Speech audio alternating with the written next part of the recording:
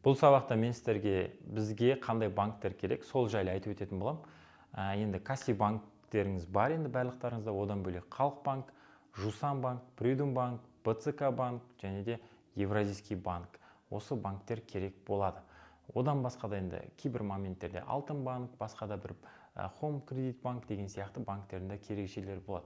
Енді сіздер алғашқыда бастап жатқан кезде олардың барлығының қажеті жоқ. Осы банктерден ашсаңыздар да жеткілікті. Бұл банктердің жалпы лимиттарын айтып өтетін болсам, касси банкте перевод күніне 2 миллион теңге жіберуге болады, оны барлықтарыңыз білесіздер.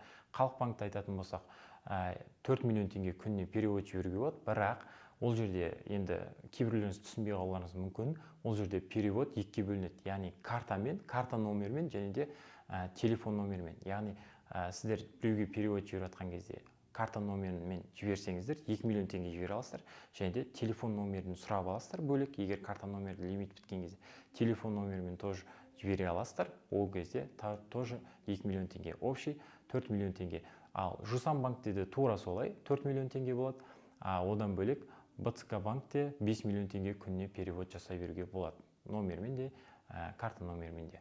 Одан бөлек Придум банкте 10 миллион теңге күніне перевод жасасаңыздар болады, және де Евразийский банкте күніне 2 миллион теңге.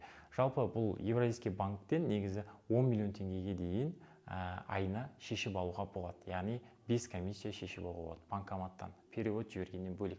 Сол жері тиімдірек болады. Одан бөлек БЦК банкте Айрон карт деген бар. Айрон картты қарайтын болсаңыздар, Айрон картта 15 миллион теңгеге дейін шешіп алуға болады. Бірақ ол Айрон картты алу үшін ол платный карта болып келеді. Ол картаны сіздер 30 мың теңге төлеп, яғни ала аласыздар. 30 мың теңге төлейсіздер де сіздер Айрон карт ала аласыздар. Айрон карттың тиімділігі өте мықты. Одан бөлек те сіздер ай сайын ол картаға 10 мың теңге төлеп отыруларыңыз керек.